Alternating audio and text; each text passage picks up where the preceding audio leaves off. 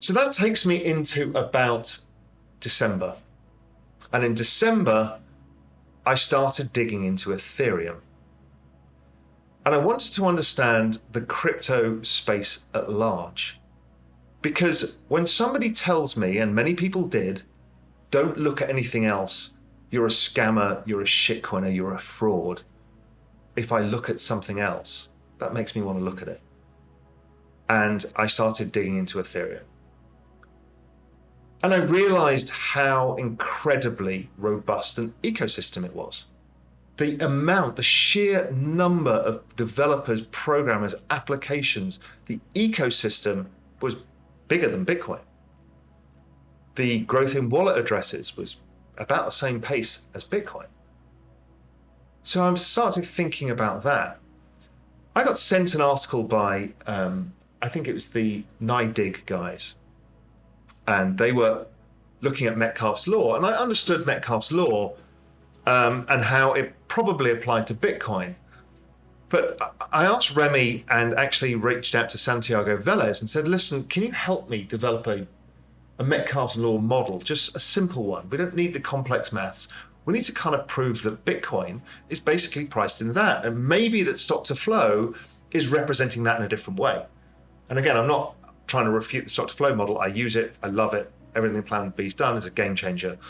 And he deserves all the plaudits.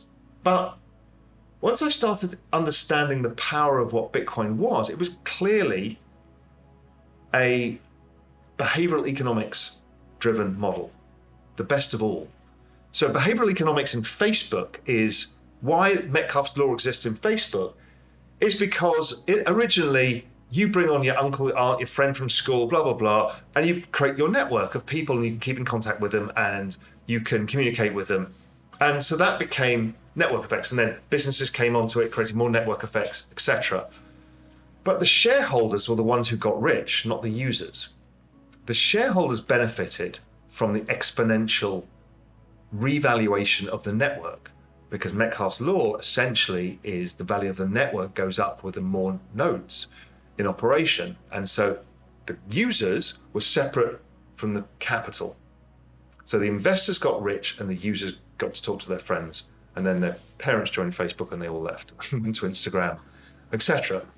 But Bitcoin was a groundbreaker. And sorry, all of the Silicon Valley models were basically all of the same. They were all Metcalfe's law. Everything that came out of the internet, from Google to Facebook to Reddit, the whole damn lot of them. And they were all came out of meetings with people like Daniel Kahneman, one of the godfathers of behavioral economics, who basically taught them how to trigger dopamine receptors in the brain by like buttons, emoticons, and how emotion drives behavior, because it's all behavior is what you're trying to do. But with Bitcoin, you've created a network driven by behavioral economics, which is the network of money. And every participant gets rewarded by bringing participants in.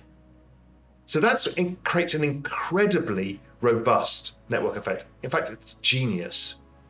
Because more of us who believe in it, the more we attract other people in, the more we all get rewarded for it. So the behavioral incentive is extraordinary. And that is a way to gain adoption for a new money, because otherwise it's very hard to do. It's very hard to get adoption unless you get rewarded. So this is stunningly good. But I wondered how you could value Ethereum, because I could start to see how I could value Bitcoin and why it is exponential, why we have to use log charts. It's because the network effects of more people mean that the chart is always exponential. And we've only just started. I mean, we've got billions of people to bring onto this. So this is going a lot further. As I talked about, I have no problem when I use, this log chart, for example, it would suggest potentially this rally could take us to 400,000, maybe even 1 million on an offshoot, because of the wall of money that I've talked about as institutions come in. Maybe I'm not. Maybe Plan B stock to flow is right and it gets out 288. I don't know. Doesn't really matter right now, but I think be surprised, because that's network effects go more exponential over time. But when I looked at Ethereum, the thing I was told not to look at, I realized that not only was the technology very interesting, and yes, it has problems, and yes, it's very different to Bitcoin, and in fact, it's not even a competitor to Bitcoin. It's just part of a new digital asset ecosystem. I realized that Ethereum was actually probably the basis of the Internet of Value. And the Internet of Value is something hard to get your head around as well. I'll talk a bit about it later. But basically, anything that you exchange that has value is going to be digitized. And Ethereum is breaking the ground for that. Now, there's the Ethereum 2.0 coming out, which actually hardens it as a platform and lowers the supply and speeds it up and probably cheapens the cost. There are, it is not perfect. Like, Bitcoin is not perfect for certain things. There is a massive ecosystem also being built in layer 2 solutions.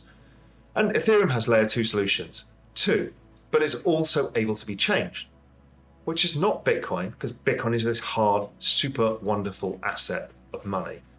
Ethereum is not that. So this war between Bitcoin and Ethereum is nonsense. They're not even the same thing. So I started to get the Internet of Value, and we started to see the rise of DeFi, and I'll come on to that again. So you could start to see real applications that were getting massive network effects immediately. And then I put Ethereum in the same terms as I looked at the network effects of Bitcoin, which was using essentially number of active wallet addresses. And it's a simplistic way of showing network effects. And what it showed was Metcalfe's law. When I put it against Bitcoin, if you see the chart here, you can see it's basically exhibiting the same traits as Bitcoin in Metcalfe's law, but actually the adoption's earlier and faster. And then when I put the chart of Ethereum against Bitcoin, starting at 5 million wallet addresses, to rebase them to a point where network effect starts taking hold, their prices were identical and the chart patterns were identical, but they're about 4 years different. That was like, whoa.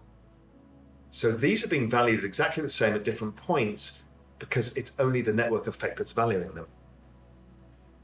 And that was incredibly exciting discovery. And I realized that the entire space is driven by network effects only. And that, and then you understand that some tokens and some get network effect and then have S-curve moments. So they start to look like they get adopted, nobody really uses it, and it falls. That's called the S-curve.